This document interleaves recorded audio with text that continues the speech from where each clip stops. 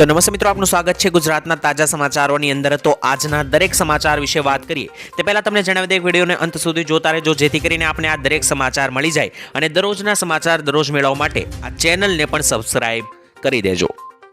તો મિત્રો, આજના પ્રથમ સમાચાર વિશે વાત કરીએ તો દરરોજ 30 થી વધારે ખેડૂતો અપઘાત કરે છે તેવું મિત્રો રાહુલ ગાંધીએ જણાવ્યું છે। મિત્રો, રાહુલ ગાંધીએ આરોપ લગાવ્યો છે કે બીજેપીના શાસનમાં દરરોજ 30 ખેડૂતો આત્મહત્યા કરી રહ્યા છે, જ્યારે બીજેપી ખેડૂતોની આવક બમણી કરવાના વાયદાથી સત્તામાં આવી હતી અને 2014ની સરખામણીએ ખેડૂતોનું દેવું 60% વધી ગયું છે। જ્યારે મિત્રો સરકારે છેલ્લા 10 વર્ષમાં ઉદ્યોગપતિઓના 7.5 લાખ કરોડ માફ કર્યા છે અને પાક વીમા યોજનાનો ભાગ બનેલી ખાનગી વીમા કંપનીઓએ 40,000 કરોડની કમાણી કરી છે। પરંતુ મિત્રો કોંગ્રેસનો હેતુ કૃષિ ખર્ચ ઘટાડવા અને ખેડૂતોને તેમના પાકના વ્યાજબી ભાવ આપવાનો હતો તેવું મિત્રો રાહુલ ગાંધી જણાવી રહ્યા છે। તો મિત્રો, રાહુલ ગાંધીની આ વાતથી તમે કેટલા સહેમત છો તે કોમેન્ટ સેક્શનમાં લખીને જરૂર જણાવી દેજો। ત્યાર પછીના મહત્વના સમાચાર વિશે મિત્રો જોઈએ તો 1 ફેબ્રુઆરીથી થનારા મોટા ફેરફારો વિશે જાણી લો। મિત્રો, આની અંદર બજેટના કેટલાક અનુમાનોનો પણ સમાવેશ થયેલો છે, કારણ કે બજેટ રજૂ થવાનું છે આજે બપોરે, ત્યારે બજેટમાં શું ફેરફારો થવાનો છે તેની અંદર પણ મિત્રો ધ્યાન કરી લઈએ। તો મિત્રો, આજથી ટીવી જોવા માટે વધુ પૈસા આપવા પડશે, કારણ કે કેટલીક ચેનલો જે છે તે ટીવીના ચેનલોના ભાવ વધારી રહી છે।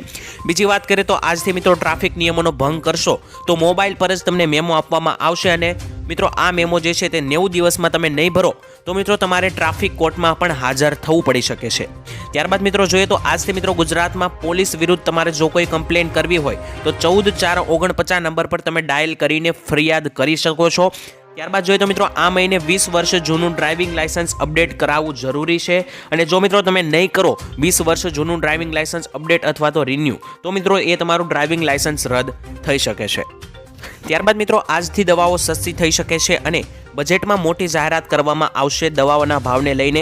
સાથે મિત્રો ટેકાના ભાવે મોટી બેઠક પણ યોજાવાની છે, એટલે કે મિત્રો પૈસાના ટ્રાન્સફર કરવાના નિયમોમાં પણ બદલાવ કરવામાં આવશે અને લિમિટ વધારવામાં આવી છે। બીજું મિત્રો જોઈએ તો ગેસ સિલિન્ડરના ભાવોમાં પણ જાહેરનામા કરવામાં આવશે, કારણ કે દર મહિનાની 1લી તારીખે ગેસ સિલિન્ડરના નવા ભાવો રિલીઝ થતા હોય છે, તો તેમાં પણ મિત્રો વધારો અથવા ઘટાડો કરવામાં આવશે। પરંતુ મિત્રો કહેવામાં આવી રહ્યું છે કે આ બજેટ આજે રિલીઝ થવાનું છે અને સાથે લોકસભાની ચૂંટણી પણ નજીક છે, તો આ ગેસ સિલિન્ડરના ભાવોમાં ઘટાડો થાય તેવી પૂરેપૂરી શક્યતા દેખાઈ રહી છે। ત્યારબાદના બદલાવો વિશે મિત્રો જોઈએ તો સિદ્ધપુરમાં શ્રાદ્ધ તર્પણ વિધિ માટે ઓનલાઈન આજથી બુકિંગ કરાવી શકશો।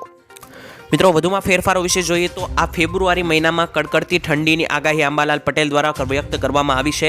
મિત્રો ફેબ્રુઆરી મહિનામાં કેટલાક હવામાનમાં પણ ફેરફારો થઈ રહ્યા છે, જેમના વિશે જોઈએ તો અંબાલાલ પટેલે જણાવ્યું છે કે ફેબ્રુઆરી મહિનામાં કડકડતી ઠંડી પડવા લાગશે અને બીજી બાજુ પરેશભાઈ ગોસ્વામી દ્વારા એવી આગાહી કરવામાં આવી છે કે આવનારી 5 ફેબ્રુઆરી પછી ભારે અને ગુલાબી ઠંડીની શરૂઆત થઈ જશે। મિત્રો અત્યારે કેટલાક દિવસથી થોડો ઘણો ગરમીનો અનુભવ થઈ રહ્યો છે, ત્યારે ખેડૂતોના ઘઉંના પાકોને પણ ઘણું નુકસાન થયું છે, કારણ કે ઘઉંના પાકને ગરમી અડતા તે પાકમાં ઘણું નુકસાન આવે છે। પરંતુ મિત્રો હવે અંબાલાલ પટેલની અને પરેશભાઈ ગોસ્વામી બંને ભાઈઓની આગાહી છે કે આવનારી 5 તારીખથી આસપાસ મિત્રો ફરી એકવાર ગુજરાતમાં શિયાળાની પીક વધશે અને ઠંડીની અંદર પણ સારો એવો વધારો જોવા મળશે। ત્યાર પછીના મહત્વના સમાચાર વિશે મિત્રો વાત કરીએ તો ખુશખબર આવી રહી છે, મોબાઈલ સસ્તા થવા જઈ રહ્યા છે।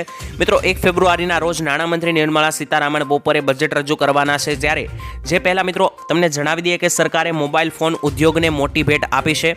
મિત્રો સરકારે મોબાઈલ પાર્ટ્સની ઇમ્પોર્ટ ડ્યુટીમાં ઘટાડો કર્યો છે, જ્યારે મોબાઈલ પાર્ટ્સ પર ઇમ્પોર્ટ ડ્યુટી 15%થી લઈને 10% કરવામાં આવી છે અને સામાન્ય લોકો માટે આ સારા સમાચાર ગણી શકાય, કારણ કે આ આયાત ડ્યુટી ઘટાડા બાદ દેશમાં મોબાઈલ ફોનનું ઉત્પાદન સસ્તું થઈ જશે અને લોકોને સસ્તા ફોન મળી શકશે। તો મિત્રો આમ 1 ફેબ્રુઆરીથી ફોનના ભાવોની અંદર પણ ઘટાડો થશે। ત્યારબાદના મહત્વના સમાચાર વિશે મિત્રો વાત કરીએ તો વિધવા સહાયમાં વધારો કરવામાં આવ્યો છે। મિત્રો તમને જણાવી દઈએ, કેન્દ્ર અને રાજ્ય સરકાર દ્વારા માનવ કલ્યાણ લક્ષીનું અનેક યોજનાઓ અમલમાં છે, જેમાં ગંગા સ્વરૂપા બહેનોને આપવામાં આવતી વિધવા સહાય, નિરાધાર ઉંમરલાયક વ્યક્તિઓને મળતી વૃદ્ધ સહાય સહિતની યોજનાઓમાં લાભાર્થીઓના બેંક ખાતામાં સીધા જ રકમ જમા કરવામાં આવે છે। તે મિત્રો ખૂબ જ આવકદાયક રકમ છે, કારણ કે સરકારના આવા માનવતાલક્ષી અભિગમ થકી અનેક નિરાધાર લોકોને મદદ મળે છે। આ કાર્ય મિત્રો ખૂબ જ સરાહનીય ગણી શકાય, કારણ કે પરંતુ અત્યારે મિત્રો વર્તમાન મોંઘવારીના સમયમાં આ રકમ લાભાર્થીઓ માટે અપૂરતી હોવાથી લાભ મેળવતા લોકોએ અન્ય પર આધારિત રહેવું પડે છે અને ત્યારે સરકારે મિત્રો આ લાભ મેળવતા લાભાર્થીઓને સન્માનજનક રાશિ મળી શકે તે માટે મિત્રો સહાય રકમમાં વધારો કરી હાલમાં મિત્રો 1250 માસિક આપવામાં આવે છે તે રકમ મિત્રો વધારીને અત્યારે મિત્રો 1250 જે આપવામાં આવે છે તે રકમ વધારીને 5000 કરવી જોઈએ, જેથી વિધવા અને વૃદ્ધ લોકોને રાહત મળી શકે અને પરાધીન થઈ ન રહેવું પડે, એટલે કે મિત્રો બીજા પર આધાર ના રાખવો પડે વિધવાઓને અને વૃદ્ધોને. તેથી કરીને મિત્રો તેમના પેન્શનમાં વધારો કરવાની માંગ થઈ રહી છે. ત્યારબાદના સમાચાર વિશે મિત્રો વાત કરીએ તો બજેટ 2024થી મહિલાઓની શું અપેક્ષા છે આવો અહીંયા મિત્રો તમને જણાવી દઈએ. ગઈકાલે જે છે તે કેટલાક રિપોર્ટર્સ દ્વારા મહિલાઓને સવાલ પૂછવામાં આવ્યા હતા કે મહિલાઓ આ બજેટમાં શું અપેક્ષાઓ રાખે છે, ઈચ્છાઓ ઈચ્છે છે. તો મિત્રો મહિલાઓએ શું જવાબ આપ્યો આવો આપણે જાણીએ. તો મિત્રો મહિલાઓ ઈચ્છે છે કે સિલિન્ડરના ભાવ ઘટવા જોઈએ અને આ સિવાય મહિલાઓએ કહ્યું કે સરકાર દ્વારા જે પણ મદદ કરવામાં આવે છે તે તેમના સુધી પહોંચતી જ નથી. રાશન પણ પૂરેપૂરું આપવામાં આવતું નથી. ખેતરોમાં કામ કરતી 2 છોકરીઓએ જણાવ્યું કે ઘરમાં પૈસા ન હોવાને કારણે તેમને અભ્યાસ અધવચ્ચે છોડવો પડ્યો હતો અને આ બજેટને લઈને તેમની આશા એ છે કે સરકાર એવી યોજનાઓ બનાવવી જોઈએ કે જેથી તેઓ ફરીથી તેમનો અભ્યાસ ચાલુ રાખી શકે. એટલે કે મિત્રો કેટલીક સ્ત્રીઓ એવું ઈચ્છે છે કે ગેસ સિલિન્ડરના ભાવમાં ઘટાડો થવો જોઈએ. તો કેટલીક મહિલાઓએ એવું જણાવ્યું કે સરકાર જે પણ સહાય આપે છે તે તેમના તરફ નથી પહોંચતી, તો તેમના સુધી સહાય પહોંચે તેવું કરવામાં આવે. અને કેટલીક બાળકીઓએ એવું જણાવ્યું કે તેમને ભણવામાં તો ખૂબ જ રસ છે પરંતુ ઘરની એવી પરિસ્થિતિ નથી જેથી કરીને તેઓએ ખેતમજૂરોનું કાર્ય કરવું પડે છે અને વેતન મેળવવું પડે છે. તો તેમની માટે સરકાર કંઈ શિક્ષણની વ્યવસ્થા કરે, આટલી મિત્રો માગણીઓ જે છે તે મહિલાઓ અને બાળકીઓ દ્વારા કરવામાં આવી છે. તો તમને મિત્રો શું લાગે છે, આ માગણીઓ યોગ્ય છે કે નહીં? કોમેન્ટ સેક્શનમાં લખીને જણાવી આપજો. મિત્રો ત્યાર પછીના સમાચાર વિશે વાત કરીએ તો ચૂંટણી દેવા માફી અંગે જાહેરાત કરવામાં આવી છે. મિત્રો ખેડૂતો માટે સૌથી મોટા સમાચાર આવ્યા છે કે ખેડૂતોના દેવા માફીને લઈને શું વાત આવી છે. ગુજરાતમાં કુલ 43 લાખ ખેડૂતો એવા છે કે જેના માથે અત્યારે દેવું છે અને આ ખેડૂતોનું દેવું એમનેમ નથી થઈ જતું. આવી કુદરતી આફતો વારંવાર આવે છે, અતિવૃષ્ટિ સર્જાઈ જાય છે અને ખેડૂતોના પાક નિષ્ફળ જાય છે. અને આ વાવાઝોડા પણ મિત્રો આવી જાય છે જેથી કરીને ખેડૂતોને ભારે એવું નુકસાન પાકોમાં જાય છે. તેમજ ખેડૂતોને નકલી બિયારણનો પણ ઘણીવાર શિકાર થતા આપણે જોયા છે. આ દરેક કારણોને કારણે ખેડૂત મિત્રોના પાકો નિષ્ફળ જતા હોય છે અને આ તમામ આફતોને કારણે ખેડૂતોના પાકને નુકસાન થાય છે. ખેડૂતોને પૂરતું વળતર પણ મળતું નથી અને સરકાર પણ પૂરતું વળતર આપતી નથી. આ તમામને લીધે મિત્રો ખેડૂતોએ લોન લેવી પડે છે અને ત્યારબાદ લોનનું વ્યાજ ઉપર વ્યાજ ચડીને આ અંગે જે છે તે મિત્રો વ્યાજ એટલું બધું વધી જાય છે કે ખેડૂત જે છે તે પૂરેપૂરો દેવામાં ધકેલાઈ જાય છે. તો મિત્રો આ આખી પ્રોસેસ હતી કે ખેડૂતોના માથે કઈ રીતે આટલું દેવું વધતું જાય છે. પરંતુ મિત્રો ખેડૂત મિત્રો હવે જે છે તે સરકાર પાસે એક અપીલ કરી રહી છે કે તેમને દેવામાંથી રાહત આપવામાં આવે. તો શું ખરેખર ખેડૂતોને પાક નિષ્ફળ જતા પાક વીમો આપવામાં આવે છે કે નહીં?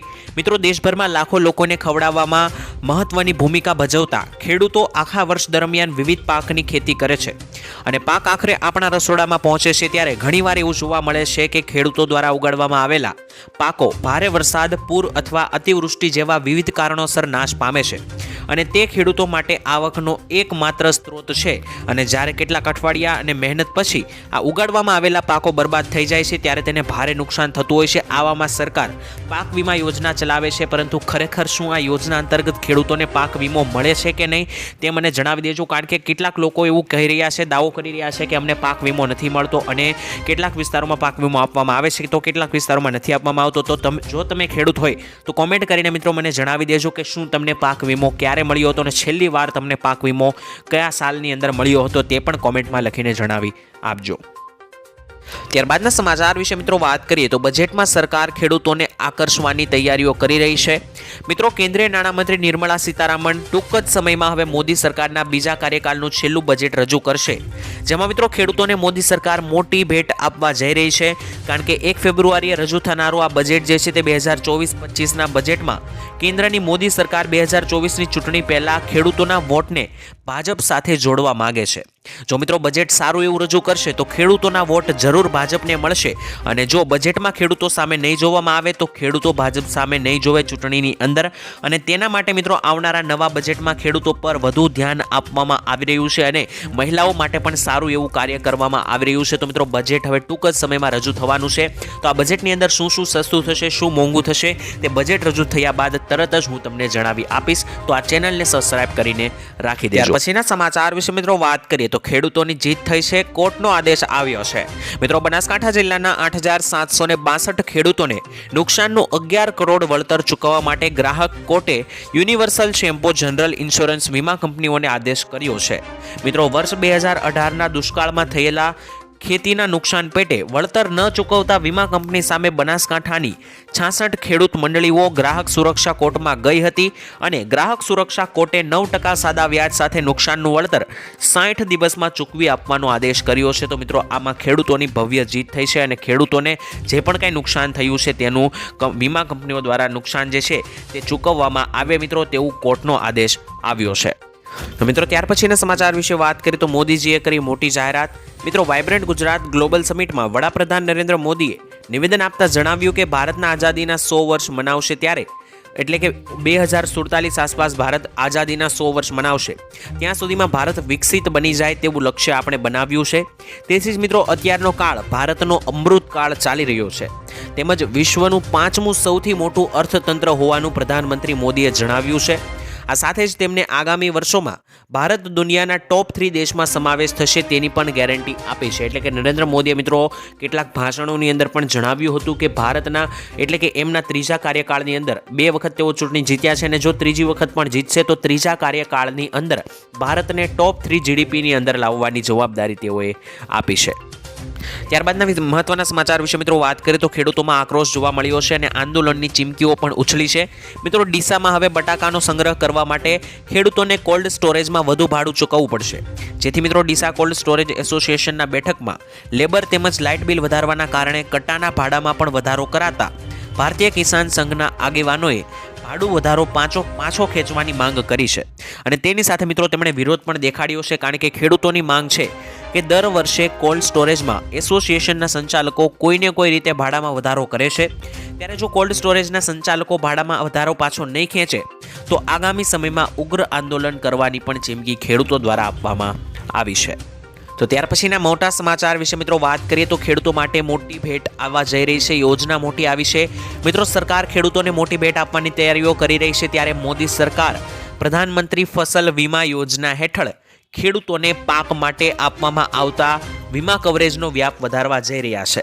ત્યારે મિત્રો આગામી દિવસોમાં ખેડૂતોને આ યોજના હેઠળ તળાવ, ટ્રેક્ટર અને પશુઓ વગેરે માટે વીમા કવચનો લાભ મળી શકે તે માટે મિત્રો તૈયારીઓ ચાલી રહી છે અને મોદી સરકાર આ યોજના અંતર્ગત ખેડૂતોને મોટી ભેટ આપવા જઈ રહી છે.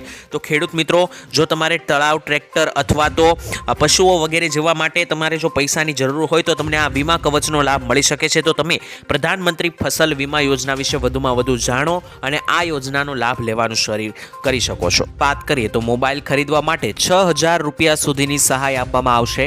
જો મિત્રો તમે પણ મોબાઈલ ખરીદવા માંગતા હોય અથવા તો તમે મોબાઈલ લઈ લીધો હોય તો મિત્રો તમને આપવામાં આવશે 6000 રૂપિયાની સહાય. મિત્રો ગુજરાત સરકાર આપશે સ્માર્ટફોન સહાય યોજના અંતર્ગત ₹6000ની સહાય, જેમાં મોબાઈલ ખરીદવા માટે મોબાઈલ જો તમે લઈ લીધો હોય અથવા તો લેવાનો હોય બંને કેસોમાં મિત્રો આ સહાય મળવા પાત્ર થશે. જ્યારે મિત્રો આ યોજનાનો લાભ લેવા માટે તમારે એક ઓનલાઈન ફોર્મ ભરીને સબમિટ કરવાનું રહેશે. થોડાક દિવસમાં મિત્રો તમે કરેલી અરજી જ્યારે એપ્રુવલ થશે ત્યારે મિત્રો તમે આપેલા બેંક એકાઉન્ટ નંબર પર ₹6000 જમા કરવામાં આવશે અને તમને આ મોબાઈલની સહાય મળી જશે. ત્યારબાદના મહત્વના સમાચાર વિશે મિત્રો વાત કરીએ તો સ્ત્રીઓને 36000 રૂપિયા સુધીની સહાય આપવા પાત્ર રહેશે.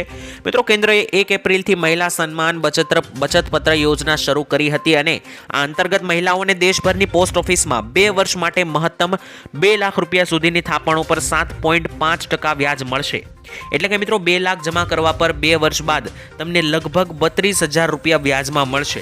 તો મિત્રો 1 વર્ષ પછી જમા કરાવેલા નાણાંના 40% સૂદ તમે ઉપાડી શકો છો અને મહિલાઓએ ખાતું ખોલાવતી નિશાની કે ડેમો વખતે એક સામટી રકમ જમા કરાવવી પડશે.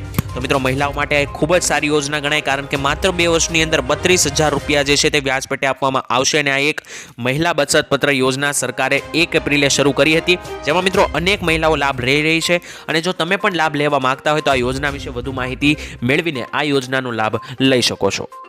તો મિત્રો ત્યાર પછીના સમાચાર વિશે વાત કરીએ તો જળસ્તર ઘટતા ચિંતામાં વધારો થયો છે.